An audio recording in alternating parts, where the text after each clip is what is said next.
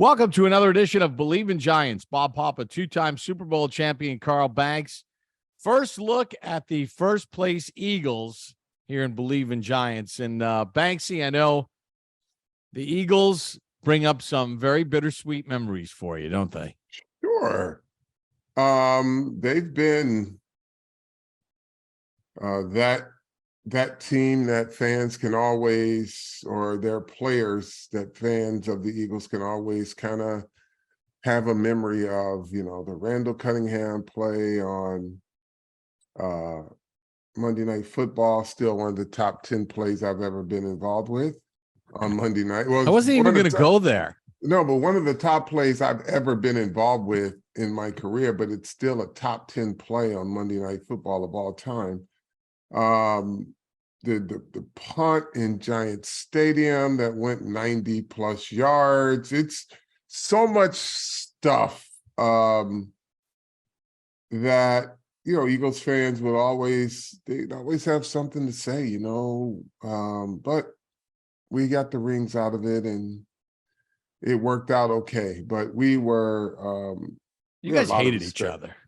Yeah, we had a lot of respect for each other, but we did hate each other. Then they were nasty, those games in the 80s. Yeah, they were. But they were. I mean, that was the game that you knew you had to go to school and have a fight.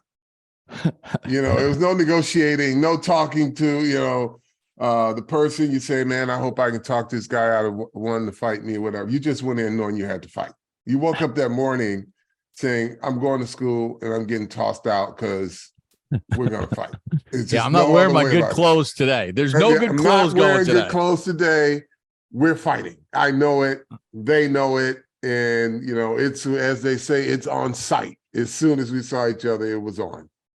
All right. So, but Sunday. Good dudes nonetheless. Like off the field, I'm still really good friends with Mike Quick, right? Seth Joyner and I talk a lot. So they have some really, really good dudes, man. But it was one of those types of deals. Yeah, I had gotten to know Keith Byers over a period of time. He was a good dude. Yeah. But yeah, that rivalry was pretty ugly. Now, listen, the Giants actually have beaten the Eagles each of the last two trips to MetLife Stadium. Last year, they turned over Jalen Hurts 3 times in the game, and they won.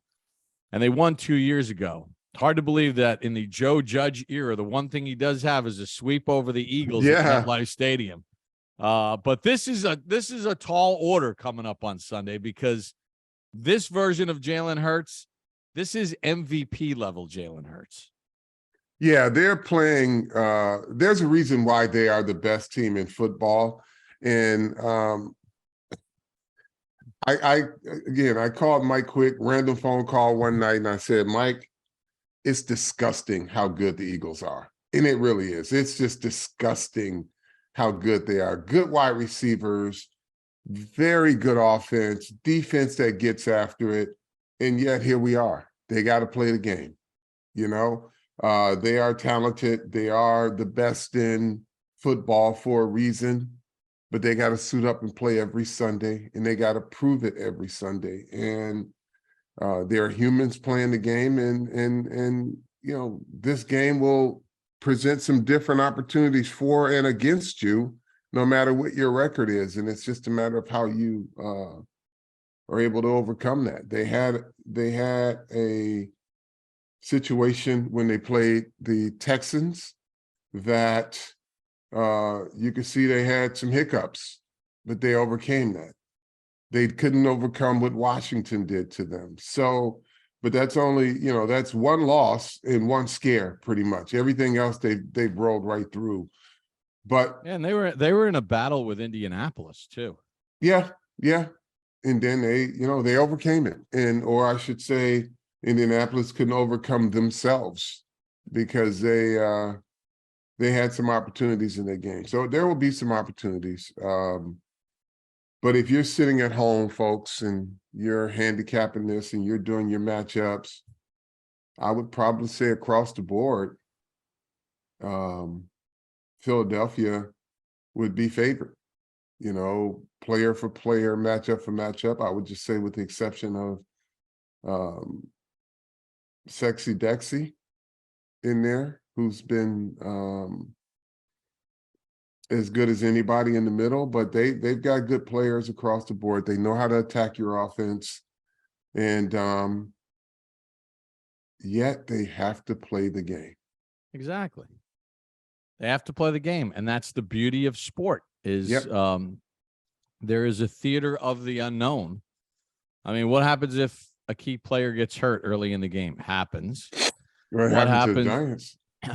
Correct. What happens if somebody fumbles a kickoff and you got a short field? But the Giants, the way for the Giants to win this game, right, is they have to disrupt the game. In other words, if they kick off and Philadelphia gets the ball and then they kick it to the Giants and we play like a straight up game, I don't see how the Giants can win the game per se.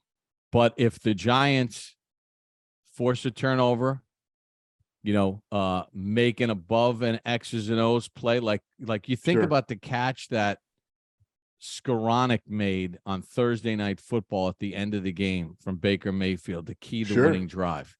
I mean, the dude's jumping over a defender and basically wrestling the ball away from the Giants have to make some extraordinary plays and not just play.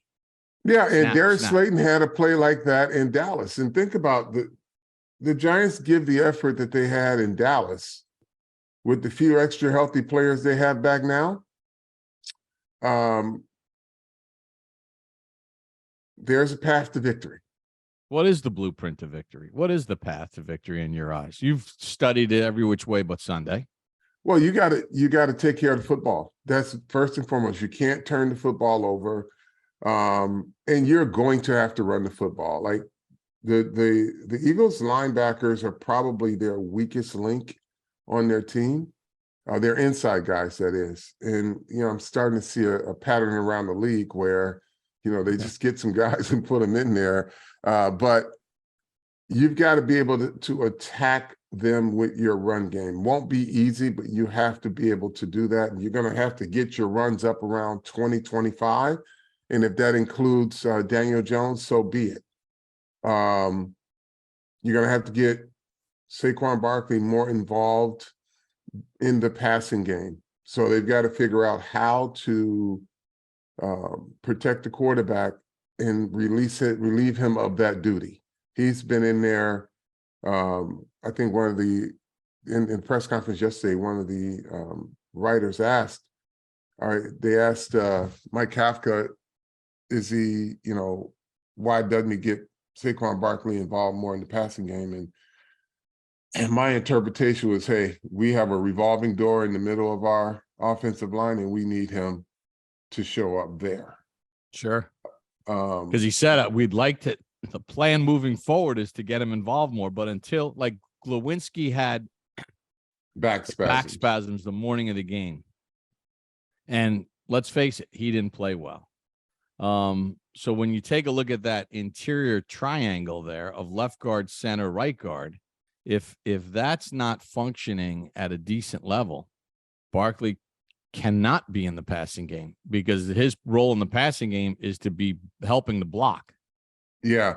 And when you're rolling the quarterback out, those are not ideal situations for driving the ball down the field. Now, you'll get some down the field, but when your quarterback has time in the pocket and he's not rolling off, cutting off half the field, he's got everything available to him, including the back out of the backfield or split out in a slot position. So that is going to be key. They got to run the ball at least 25 times, and they've got to figure out how to get Saquon Barkley to be more of a weapon outside of the backfield. Big deal there. Defensively, I get excited because they've got just the right type of players, I believe, on the edge. That can make life a little miserable for Hurts. And, they scheme it very well. I think when we talked to Julian Love for our coaches show, he talked a little bit like they've married the pro offense with Jalen Hurts' college offense. And that's why he's having, some level of comfort. But the Giants know that, and their players know that. They know how to, in theory, defend some of that, but you got to have good players to do it. They got to hit Jalen Hurts. They got to hit him, got to hit him before he gets turned upfield too. And just that's how they have to affect him. He has to be as good of a passer on the run as he is. You probably want to keep him in the pocket so that he becomes just a passer. A runner / passer or a passer / runner that he can be is more dangerous than him in the pocket. And he's been good out of the pocket, but you don't want him to have 4 different options when he gets outside of the pocket. Well, yeah. I mean, he leads all NFL quarterbacks with 132 rushes and 9 rushing touchdowns, and they're not all design runs.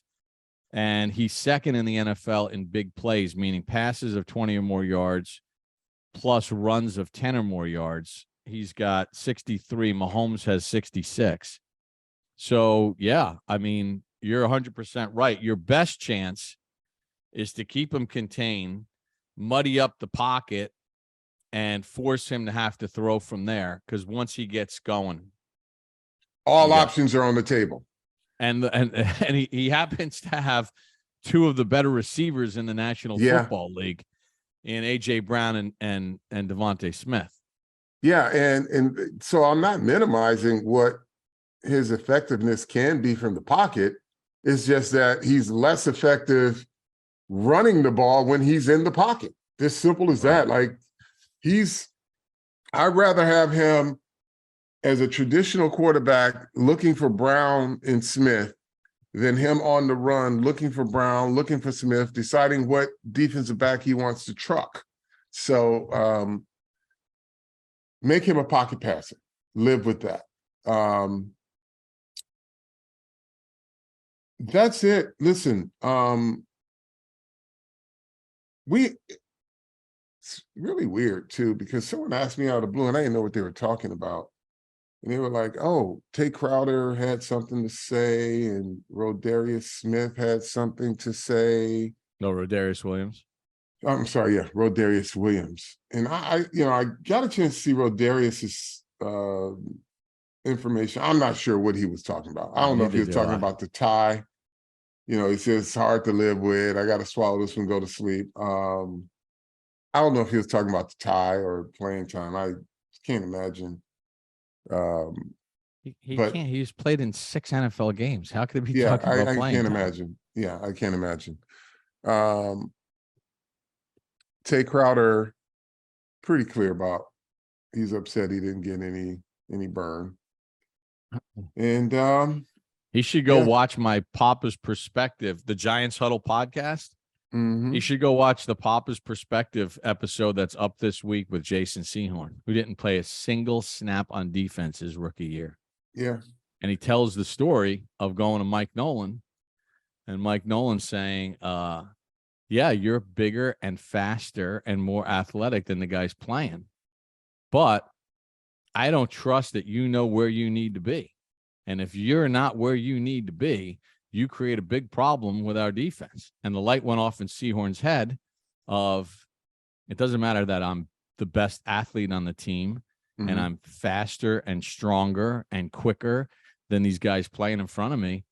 If I can't be reliable and understand my assignments and play the defense by the book and execute what I'm being taught, I'm never going to get on the field.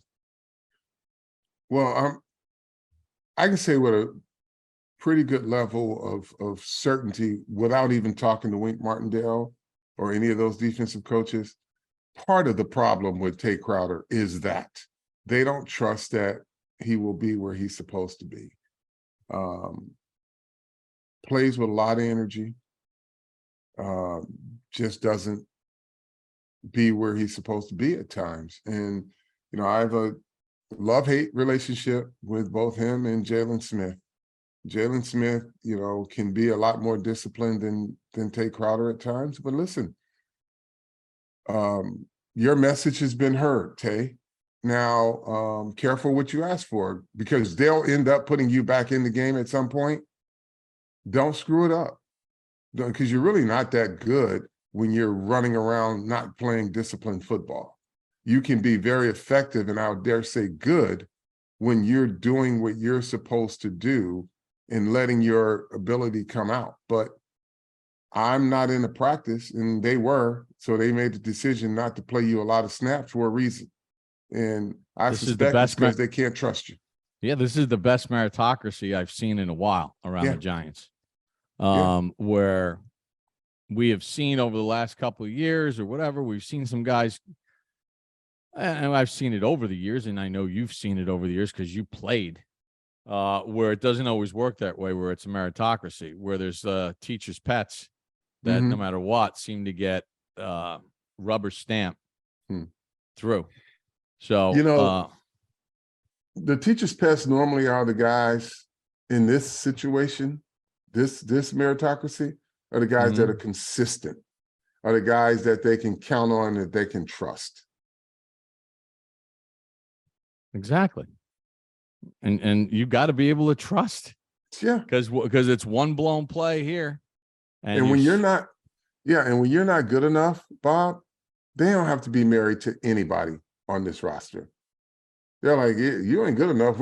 You're at the same level as the next guy. And if I can get the next guy to do what we need him to do, he's going to play. Like, you're not head and shoulders better than anybody. So we're not married to you or your contract. And then there are those who have big contracts who clearly they're not married to either, because they will not be forced to put players on the field that have big contracts, that are not, who they feel that they don't trust or can't get into the game plan. Sure. I mean, Kenny Galladay is the perfect example of that. Basketball is back. BetOnline remains your number one source for all your sports betting needs this season. You'll always find the latest odds, team matchup info, player news, and game trends at BetOnline. Continued source for all sports wagering info. BetOnline features live betting, free contests, and giveaways all season long. Fastest, easiest way to bet on your favorite sports and events, whether that's the NFL, NBA, NHL, MMA, tennis, boxing, even golf. Head to betonline.ag, join. You get a 50% welcome bonus with your first deposit. Make sure you use the promo code BELIEVE, BLEAV, to receive your rewards. Bet online where the game starts. And if you want to get a Tell a Friend Believe in Giants t-shirt, go to shop.believe.com. Come on, get one, man. I want to see everybody wearing them. Carl, I got something I gotta bring up to your attention. Okay. So, the Rams and the Chargers, when they play a lot of home games, especially against brand teams, like Thursday night, the Raiders were in L.A., and, of course, the Raiders used to play in L.A., but it doesn't really matter who plays there. The visiting team has a lion's share of fans there, and it was the same case on Thursday night. Right. Well, my good friend Al Michaels, and I do call him a good friend because when I got the Thursday night football job with Chris Collinsworth back in 2008 or whatever, Al was one of the first people to reach out to me, give me his cell phone, his office number, said, hey, if you need anything, and he was very good at giving me critiques after broadcast. I can never thank him enough. But I'm thinking maybe Al at least saw one of our clips of Believe in Giants. Somebody told a friend to tell a friend, right? Yeah, maybe he saw the little short clips that Believe puts out on Instagram and Twitter or whatever. But he made the comment last night where he said SoFi Stadium for Rams games is kind of like an Airbnb for the visiting team. And there we go. Now we know where he got that from, don't we, fans? He got it from us. He had to. Someone in his world. Yeah. If it wasn't him, Alex probably gave it to him. Alex gave it to him. But Al's brilliant, and he comes up with some good ones. But that one he didn't originate. That came from yours truly, right here. Thanks. Yeah. Wish he would have credited you. Just because, when we were at the end of the Dallas game, I kind of stole a little bit of Al Michaels, because Al always, when he was doing Monday Night Football, Sunday Night Football, now Thursday Night Football, Al has always been keenly aware of what the point spread is in the game and what the over-under number is in the game. And, he will make reference to that near the end of games that are not going to be decided by win or loss, but by win or loss for people that have money on the game. So we did that at the end. It's all love, Al. It's all love. We love you, Al, and we're actually flattered that you use that phrase. That Airbnb, because the first person I've ever heard use Airbnb with relation to the Giants, make it a home, not an Airbnb for the other teams. And you started that in training camp. Yeah. Was this guy? Yeah. Wait a second. Screen's reversed. Yeah, you got it. No, I gotta go this way. This way? The other way. That way? Yeah, there you go. Yeah, you. Me. Anyway, me. I don't know. Anything else to get off your chest? No, that's it. Tell a friend to tell a friend. Tay Crowder. Somebody tell Tay Crowder if he gets his opportunity. Don't talk about it. Be about it, because they're going to be looking. As soon as you screw up, they're going to snatch you back out again. Tell a friend to and tell we're a going friend. to talk about it. We'll see you next time on Believe in Giants.